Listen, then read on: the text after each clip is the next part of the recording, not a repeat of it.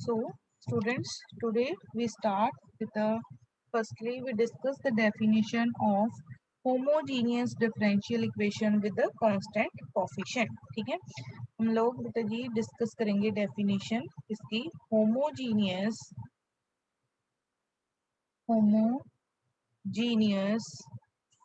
partial differential equation. PDE means partial differential equation with with with constant with constant coefficients with constant coefficients. ठीक है, so beta firstly write down the definition of the homogeneous partial differential equation with constant coefficient. Any equation of the form any equation of the form any equation of the form curly n z over curly x raised to power n plus a1 again n time partial derivative of z n minus 1 time with respect to x and 1 time with respect to y plus a2 curly nz x over curly x raised to power n minus 2 curly y square, then plus up to so on a n curly n z over curly y raised to power n, and this is equals to f of x comma y. तो this type of equation जो बेटा जी हमारे a not a1 जो ai's है that are the constant. तो अगर हमारे पास इस टाइप की इक्वेशन है तो इस टाइप की इक्वेशन को हम लोग क्या बोलते हैं, homogeneous partial differential equation with a constant coefficient. बेटा जी देखो फर्स्ट में जो डेरिवेटिव हो रहा है that derivative is a partial derivative n time with respect to x. Second में भी पार्शियल डेरिवेटिव n टाइम ही हो रहा है बट n माइनस 1 टाइम किसके विद रिस्पेक्ट टू हो रहा है, with respect to x, and 1 time किसके विद रिस्पेक्ट टू हो रहा है, with respect to y. Similarly for the जो हमारी नेक्स्ट टर्म है, देखो बेटा जी हर एक टर्म में जो डेरिवेटिव है वो तो n टाइम ही हो रहा है. ठीक है, फर्स्ट में पूरा विद रिस्पेक्ट टू n ही n time, with respect to x ही n टाइम हो रहा है. इसमें अगर with respect to x n minus 1 time हो रहा है तो 1 time with respect to y हो रहा है. दैट मीन्स कि टोटल कितना हो गया हमारा, जो total number of time derivative हो रहा है दैट इज n टाइम्स. ठीक है, सिमिलरली इन द नेक्स्ट तो जो आपके बेटा जी यहाँ पे है a no a1 a2 a3 a4 ये सारी वैल्यूज क्या है हमारी, these values are a constant values. ठीक है, और बेटा जी अगर आप चेक करोगे यहाँ पे हर एक डेरिवेटिव का ऑर्डर कितना है, nth order, n order n order n order and n order. ठीक है, तो बेटा जी it is called a homogeneous. क्यों इसको हम होमोजीनियस बोलते हैं, क्योंकि ऑल द टर्म्स का जितनी भी टर्म्स है उसमें सेम ऑर्डर का डेरिवेटिव है, एंड डेरिवेटिव किस ऑर्डर का है मेरे पास, nth ऑर्डर का डेरिवेटिव. ठीक है, इस केस में बेटा जी हम d को रिप्लेस करेंगे विद पार्शियल डेरिवेटिव है जो मेरा with respect to x. d dash is a notation for अगर हमारे पास है partial derivative with respect to y. ठीक है, d किसकी नोटेशन है, अगर हमारा पार्शियल डेरिवेटिव किसके विद रिस्पेक्ट टू है, with respect to x. d dash किसकी नोटेशन है, अगर हमारा जो पार्शियल डेरिवेटिव है वो किसके विद रिस्पेक्ट टू है, विद रिस्पेक्ट टू y. तो इफ बेटा जी we convert this into a symbolic form, ठीक है, सिंबॉलिक फॉर्म में कन्वर्ट करेंगे तो यहाँ पे देखो n टाइम किसके विद रिस्पेक्ट टू डेरिवेटिव हो रहा है, विद रिस्पेक्ट टू x. तो यहाँ पे क्या आ जाएगा, d raise to power n. ठीक है, यहाँ पे क्या आ जाएगा, d raise to power n minus 1 into d dash, क्योंकि n माइनस 1 टाइम किसके विद रिस्पेक्ट टू हो रहा है, with respect to x, and 1 time किसके विद रिस्पेक्ट टू हो रहा है, विद रिस्पेक्ट टू y.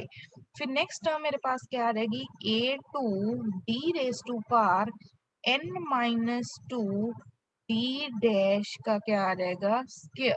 ठीक है, plus up to so on. अब यहाँ पे क्या आ जाएगा, A N D dash raise to power N into Z is equal to F of x comma Y.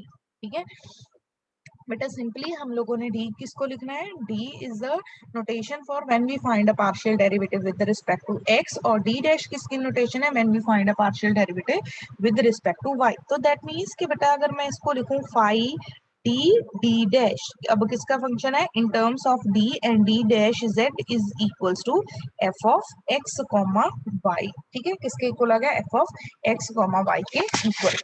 अब बेटा जी आफ्टर दैट इसको देखो, इसका हम लोगों ने सोल्यूशन निकाला। ठीक है, अगेन बेटा जी इसका सोल्यूशन हमारे पास दो पार्ट्स होंगे, एक तो होगा कॉम्प्लीमेंट्री फंक्शन, दूसरा होगा पर्टिकुलर इंटीग्रल। ठीक है, तो कॉम्प्लीमेंट्री फंक्शन हमें पता है, हमने लास्ट में भी निकाला था। अगर बेटा जी इसमें मैंने ऑक्सिलरी इक्वेशन लिखी, ठीक है, चलो पहले मैं बताती हूँ हमको कॉम्प्लीमेंट्री फंक्शन हम कैसे फाइंड करेंगे, by putting the operator phi D D dash into Z is equal to 0। ठीक है, इसको बेटा जो हमारे पास इक्वेशन आती थी फिर रूट आते थे उस पर डिपेंड था, वैसे ही हम लोगों ने कॉम्प्लीमेंट्री फंक्शन निकालना है। Particular integral sorry particular integral निकालेंगे, फिर बेटा जी हमारे पास एक टर्म आ जाएगी कंप्लीट सोल्यूशन। कंप्लीट सोल्यूशन हमारा किसके इक्वल होता था, complete solution is equals to complementary function plus particular integral. In this बेटा जी इसमें भी हम लोग फॉर द पर्टिकुलर इंटीग्रल के लिए डिफरेंट डिफरेंट केसेस डिस्कस करेंगे कि अगर जैसे ट्रिग्नोमेट्रिक फंक्शन है, एक्सपोनेंशियल फंक्शन है, जहाँ हमारा कैसा फंक्शन है जिसके लिए हम लोगों ने पर्टिकुलर इंटीग्रल फाइंड करना है। ठीक है, सो पहले आज हम लोग डिस्कस करेंगे कि how we can find the complementary function कैसे फाइंड करेंगे। तो बेटा आपके पास जब आप इक्वेशन को सिंबॉलिक फॉर्म में कन्वर्ट कर दोगे, उसके बाद आप लोगों ने लिखनी है ऑक्सिलरी इक्वेशन। ठीक है, ऑक्सिलरी इक्वेशन लिखने के लिए आप लोगों ने डी को रिप्लेस करना है विद एम, और डी डैश को आप लोगों ने रिप्लेस करना है विद द 1। ठीक है, जब बेटा जी आप डी को एम के साथ रिप्लेस करोगे, डी डैश को 1 के साथ रिप्लेस करोगे, then you put this term phi D D dash की जगह पे अब क्या आ जाएगा, phi of M comma 1 is equal to 0। ठीक है, जो आपकी सिंबॉलिक फॉर्म होगी, सिंबॉलिक फॉर्म में जो ऑपरेटर होगा उसमें डी को रिप्लेस करना है एम के साथ, और डी डैश को किसके साथ रिप्लेस करना है, 1 के साथ, और उसको किसके इक्वल पुट कर देना है, इक्वल टू 0। ठीक है, आफ्टर दैट आप लोगों ने वैल्यूज फाइंड करनी है, डिफरेंट डिफरेंट वैल्यूज, जहाँ रूट्स फाइंड करने हैं फॉर द एम। ठीक है, किसकी वैल्यूज फाइंड करनी है, एम की। जो हमारा कॉम्प्लीमेंट्री फंक्शन है वो किस पे अब डिपेंड करेगा, complementary function is depend upon the values of M, कि हमारे पास एम की कैसी वैल्यूज आती है। सो फर्स्ट हम लोग केस करेंगे, अगर जो एम की वैल्यूज हैं वो सारी की सारी क्या होंगी, different. if all the values of m are different, let us suppose first value कितनी है m1, second value कितनी है m2, third value कितनी है m3 up to so on, then in this case जो हमारा complementary function आएगा वो क्या आएगा, f1 y plus m1 x plus f2 y plus m2 x plus f3 y plus m3 x। ठीक है, तो ये आएगा हमारा कॉम्प्लीमेंट्री फंक्शन अगर m की वैल्यू क्या होंगी, the values of m are distinct. ठीक है, लेट अस सपोज जैसे एक m की वैल्यू होगी -2, दूसरी वैल्यू है 5 एंड ऑल दैट। ठीक है, अब सेकंड केस, अगर m की फर्स्ट टू वैल्यूज हैं equal, let us suppose m1 is equal to m2, and जो बाकी वैल्यूज हैं m3 m4 वो सारी की सारी वैल्यूज क्या हैं, these are the different values. Then in this case जो हमारा कॉम्प्लीमेंट्री फंक्शन आएगा वो किसके इक्वल आएगा, f1 y plus y plus m1 x plus x। ठीक है, क्योंकि वैल्यू क्या हो रही है हमारी, repeat, x plus f2 y plus m1 लिख लो चाहे m2 लिख लो, वैल्यू तो सेम ही है, plus f3 y plus m3 x up to so on. ठीक है, जब भी वैल्यू रिपीट हुई तो हमने किसके साथ मल्टीप्लाई कर दिया है, x के साथ। f1 था, यहाँ पे फंक्शन क्या लिख दिया हमने, f2। अब लेट अस सपोज हमारे पास 3 वैल्यूज इक्वल है, m1 is equal to m2 is equal to m3। ठीक है, और जो नेक्स्ट वैल्यू है m4 that is a different, और बाकी जो वैल्यूज हैं सारी की सारी वैल्यूज क्या हैं, डिफरेंट वैल्यूज। तो इन दिस केस अगर हम लोगों ने कॉम्प्लीमेंट्री फंक्शन लिखना है तो वो किसके इक्वल आएगा, f1 y plus m1 x plus x f2 y plus m2 x plus x square f3 y plus m1 लिख लो चाहे m2 लिख लो, all the values are equal, m1 x plus देखो first value second value and third value, उसके बाद तो values क्या है different, f4 y plus m4 x plus up to so on, ठीक है। सिमिलरली अगर वन मोर टाइम रिपीटेड हो रहा होगा तो यहाँ पे क्या आ जाएगा नेक्स्ट टर्म में X cube f4। So this is a working rule और द के हम लोगों ने after finding the roots of the auxiliary equation, जब हमने ऑक्सिलरी इक्वेशन लिख ली उसके बाद जब हमने उसके m की वैल्यूज फाइंड करनी है उसके बाद हम लोगों ने कॉम्प्लीमेंट्री फंक्शन कैसे लिखना है, ठीक है। सो बेटा काइंडली नोट डाउन दिस, ठीक है। पहले इक्वेशन गिवन होगी homogeneous equation with the constant coefficient. Homogeneous क्यों कह रहे हैं, क्योंकि हर बार डेरिवेटिव कितनी बार हो रहा है, m times a1 a2 a3 an यहाँ पे क्या है कांस्टेंट। फिर सिंबॉलिक फॉर्म में कन्वर्ट करने के लिए d को करली ओवर करली x को क्या लिखेंगे d, करली ओवर करली y को क्या लिखेंगे d डैश, ठीक है। वहां से हमारे पास क्या आएगी सिंबॉलिक फॉर्म बेटा। उसके बाद अगर तो ये जो F of X Y equal to 0 हुआ, ठीक है, तो हम लोगों ने सिर्फ इसका क्या फाइंड करना है कॉम्प्लीमेंट्री फंक्शन, ठीक है। इफ बेटा जी F of X Y that means right hand side equation की क्या हुई 0, तो इस केस में हम लोगों का जो कंप्लीट सोल्यूशन होगा वो किसके इक्वल होगा, equals to complementary function only, ठीक है। जैसे कि हम लोगों ने सिंपल ऑर्डिनरी डिफरेंशियल इक्वेशन में किया था। अगर F of X Y non zero हुआ तो कंप्लीट सोल्यूशन किसके इक्वल होगा, complementary function plus particular integral, ठीक है। तो हम लोग पहले किसके लिए डिस्कस कर रहे हैं, only for the complementary function, ठीक है। तो आप लोगों ने ऑक्सिलरी इक्वेशन लिखनी है, डी को किसके साथ रिप्लेस करना है m के साथ, डी डैश को किसके साथ रिप्लेस करना है 1 के साथ, ठीक है।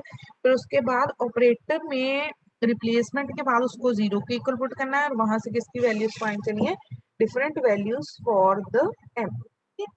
अब करिए इसके बेसिस पे बेटा ये केस आपने नोट कर लिए क्योंकि इनके बेसिस पे ही हम लोगों ने डिस्कस करना है। शाबाश बताइए बेटा, ये नोट हो गया? Yes ma'am. हाँ जी नकुल,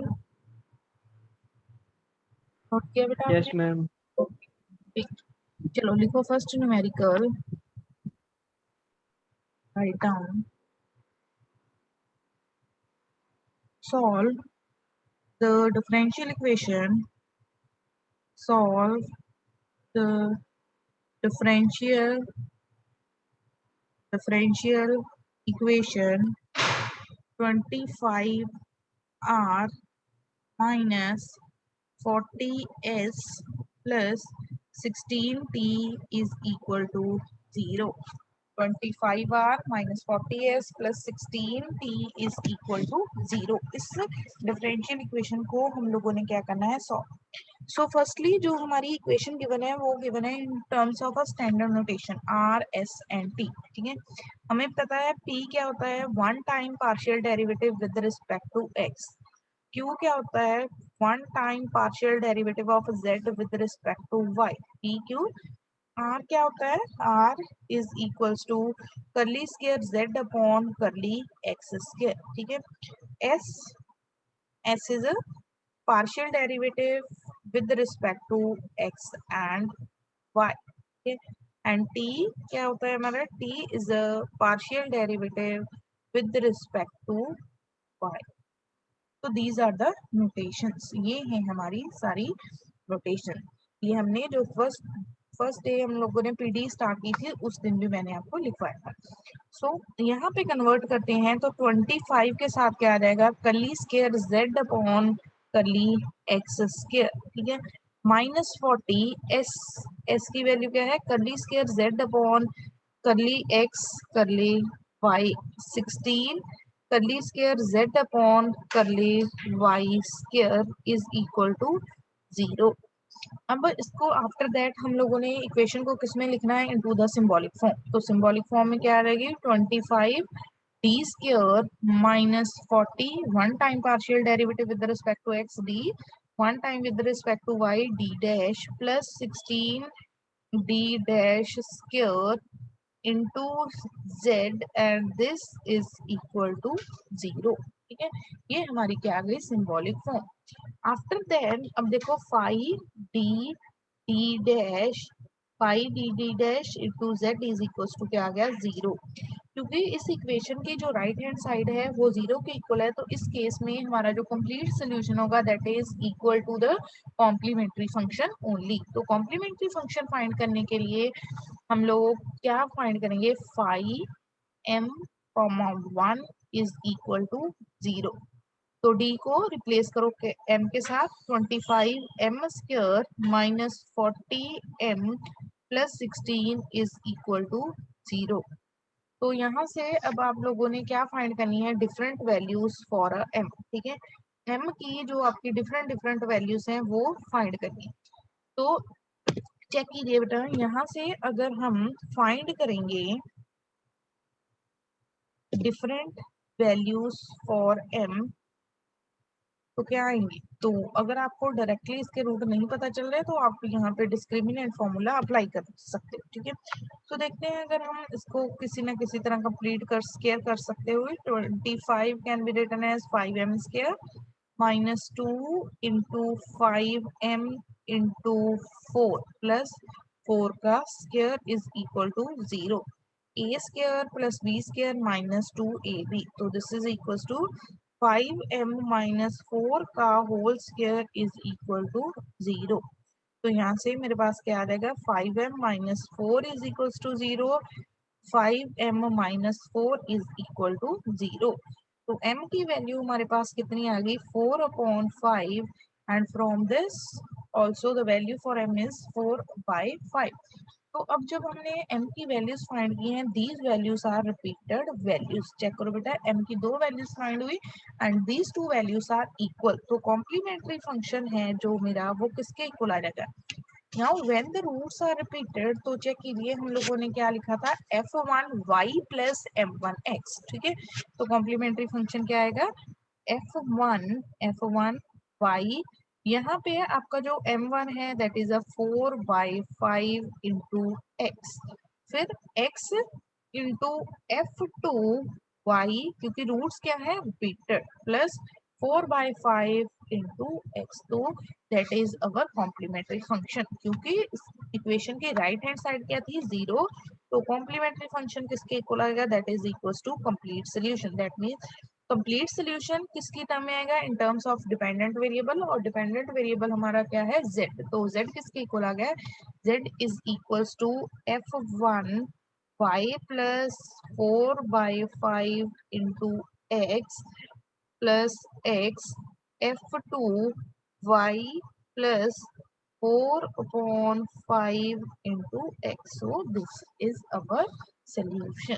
ये हमारा क्या फाइंड हो गया है, सोल्यूशन ऑफ द इक्वेशन। ठीक है, एक बार बेटा जल्दी से इसको आप लोग चेक कर लो, फिर मैं आगे डिस्कस करती हूँ।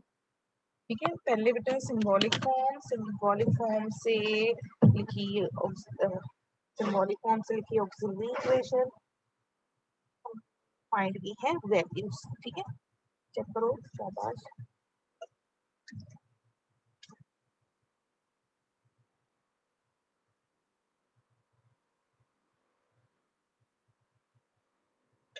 जो हमने वैल्यूज फाइंड की थी that are the repeated roots.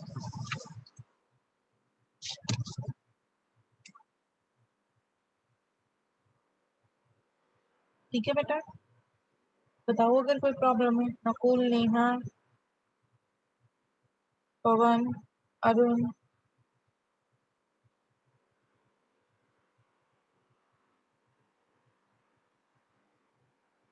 शाबाश बेटा। If you have any doubt, no ma'am. Okay, बाकियों को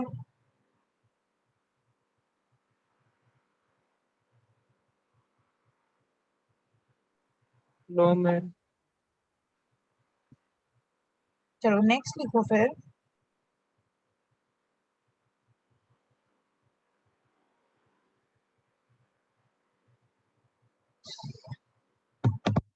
नेक्स्ट बेटे दी क्वेश्चन लिखिए।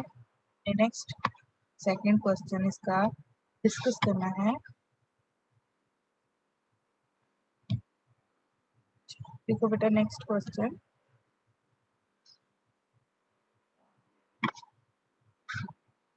to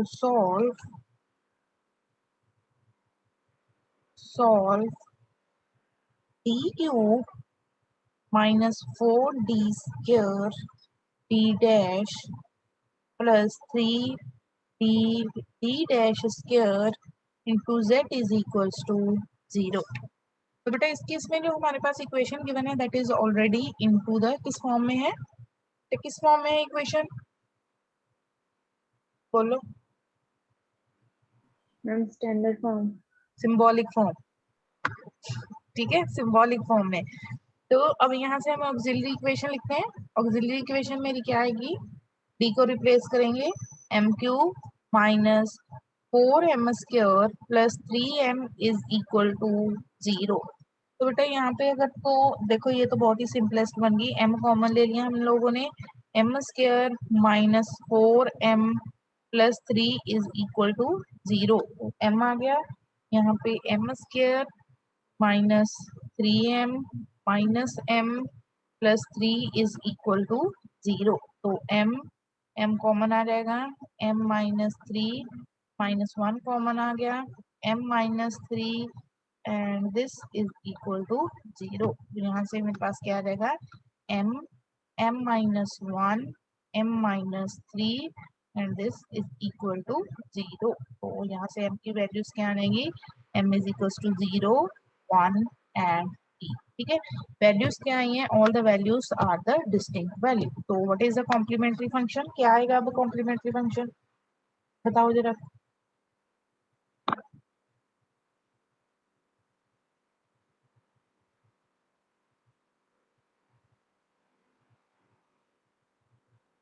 बस बताइए क्या आएगा complementary function.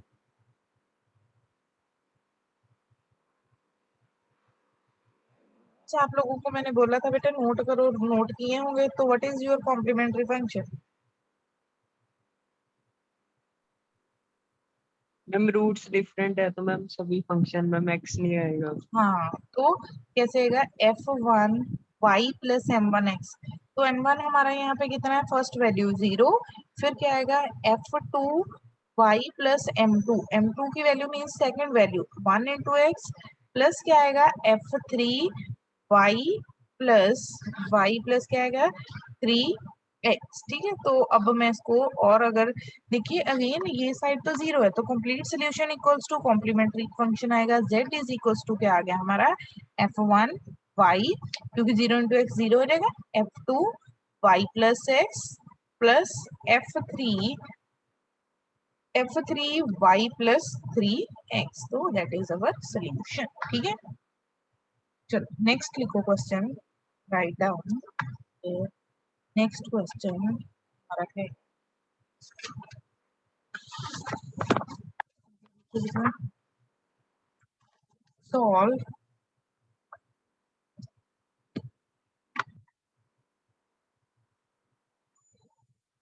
solve the linear differential equation। अगर बेटा मैं DE लिखती हूँ दैट मीन्स डिफरेंशियल इक्वेशन, अगर PDE लिखती हूँ that means a partial differential equation, अगर OD लिखा हो that means a ordinary differential equation. ठीक है, sorry curly raised to power 4z over curly x raised to power 4 plus curly 4z upon curly y raised to power 4 and that is equal to 0। ठीक है, अब बेटा इसके हम लोग root निकालेंगे। बेटा इसकी वैल्यूज फाइंड करने के लिए हम लोग, चलो ये मतलब यहाँ पे क्यूब करो,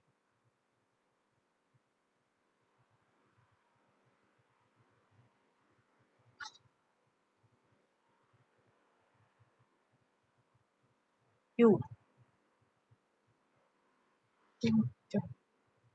अब बेटा देखो, अगर मैं इसको लिखूंगी into the symbolic form D cube plus D dash cube into Z, मेरे पास किसके इक्वल आ जाएगा, दैट इज इक्वल टू 0।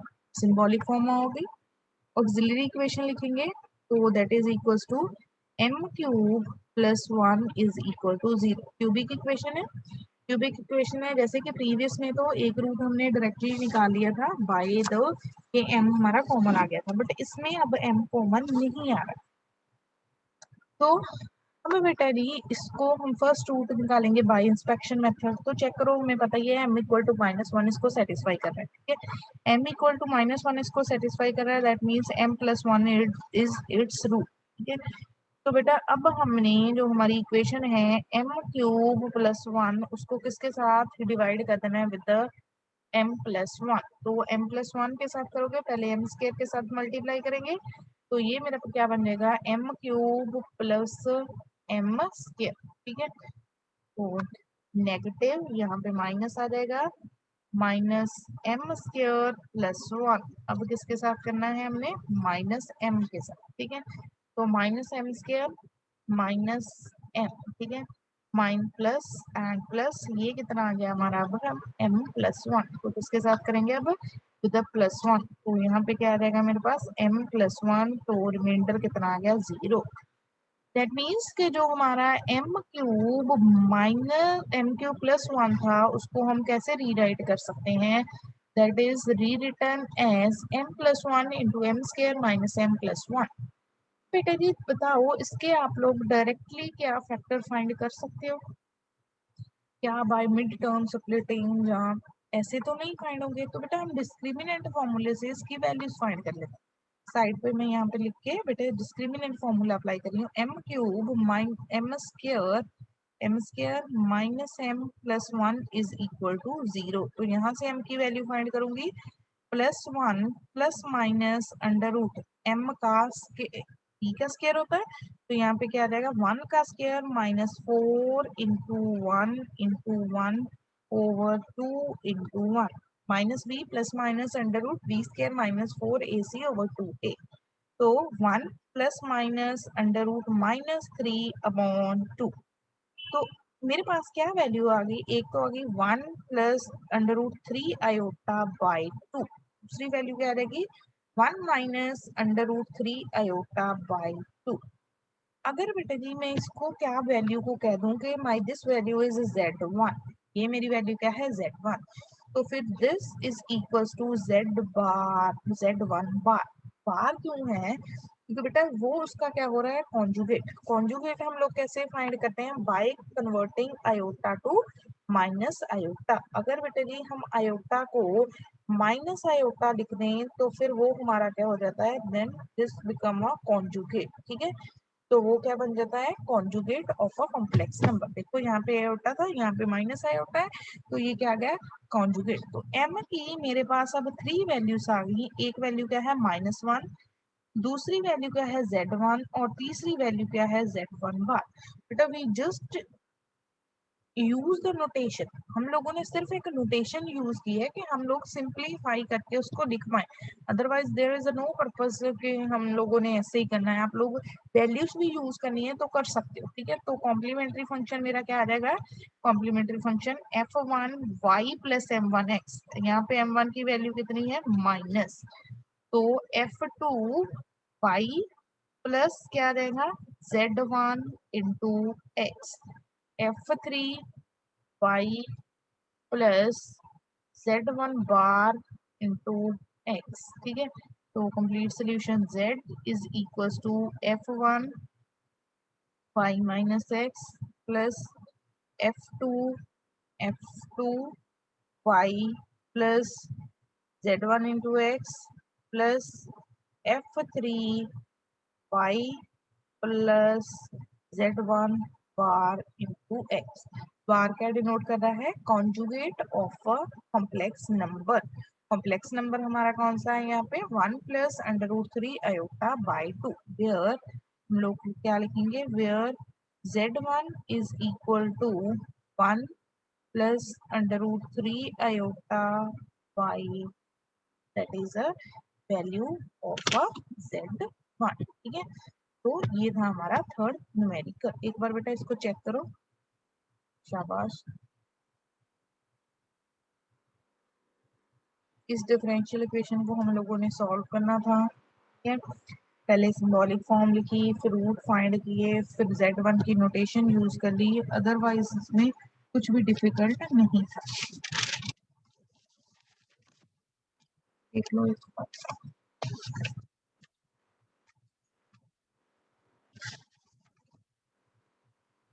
हाँ जी नेहा बेटा, डन हो गया। Yes ma'am. अब इसके बाद हम लोगों ने जो डिस्कस करना है that is a working rule for finding the particular integral, ठीक है। ये हम लोगों ने अब इस केस में पर्टिकुलर इंटीग्रल कैसे लिखा। सो बेटा पर्टिकुलर इंटीग्रल लिखने के लिए जैसे हम लोगों ने प्रीवियस जब हमारे पास ऑर्डिनरी डिफरेंशियल इक्वेशन थी तो उसमें हम लोगों ने डिफरेंट डिफरेंट रूल्स डिस्कस किए थे, सिमिलरली यहाँ पे भी हमारे डिफरेंट डिफरेंट रूल्स होंगे for writing the particular integral. So बेटा जो हमारा फर्स्ट लिखेंगे हम particular integral that is for, वो किसके लिए है, तो यहाँ पे लिखते हैं बेटा पर्टिकुलर इंटीग्रल हम लोगों ने फाइंड करना है, तो वो पर्टिकुलर इंटीग्रल किसके इक्वल होगा, that is equal to 1 upon the operator five D T dash into जो हमारा फंक्शन होगा f of x comma Y, ठीक है। अब वो पर्टिकुलर इंटीग्रल लिखना है तो वो डिपेंड करता है हमारा कि हमारा जो ये वाला फंक्शन है ये कैसा है। सो फर्स्ट केस हम लोग डिस्कस करेंगे कि अगर जो हमारा फंक्शन है वो कैसा है, that is equals to exponential e raise to power A x plus B y. तो इस केस में जो हमारा पर्टिकुलर इंटीग्रल आएगा that is equals to 1 upon five D D dash into e raise to power A x plus B y, e raise to power A x plus B y. यहाँ पे बेटा D हम लोगों ने जो D है उसको रिप्लेस कर देना है विद द ए, और जो डी डैश है उसको रिप्लेस करना है विद द बी। तो E raise to power A x plus B Y provided the condition is that कि जो हमारा phi of A comma B है that is not equals to zero. अगर ये जीरो हो गया तो फिर क्या हो जाएगा, then there is a case of a failure, ठीक है। तो कौन सा केस होगा हमारा, केस ऑफ अ फेलियर। तो phi of A comma b वो हमें क्या रिक्वायर्ड है कि वो क्या हो हमारा नॉन जीरो। सेकेंड हम केस करेंगे कि अगर जो हमारा फंक्शन है f of x comma y वो क्या है, that is equals to sine a x plus b, sine a x plus B y. So then हमारा जो पर्टिकुलर इंटीग्रल आएगा उसमें हम लोगों ने क्या करना है, पर्टिकुलर इंटीग्रल में phi D square, D square D D dash and D dash का स्केयर, ठीक है, sine a x plus B y. तो इस केस में हम लोगों ने जो हमारा डी स्केयर है उसको रिप्लेस करना है with a minus of a square, जो डी डी डैश है उसको रिप्लेस करना है with the minus of a b, और जो हमारा डी डैश स्केयर है उसको रिप्लेस करना है with the minus of b square. Provided the condition is that कि जो हमारा डिनोमिनेटर है वो क्या हो, this term is a non zero, minus of a square minus of AB minus of B square and sine of AX plus BY, ठीक है। Then the condition is that कि ये जो denominator है phi of minus A square minus AB minus B square that is a non zero, ठीक है, होना चाहिए नॉन जीरो। अगर ये जीरो हो गया तो फिर हमारा क्या हो जाएगा, केस ऑफ फेलियर, ठीक है। उसके बाद जो हमने नेक्स्ट रूल डिस्कस करना है दैट इज कि अगर जो हमारा फंक्शन हो f of x comma y वो कैसा हो, x raise to power m y raise to power n, ठीक है। तो पर्टिकुलर इंटीग्रल कैसे आएगा? Particular integral 1/5 T T dash into x raise to power m y raise to power n, ठीक है।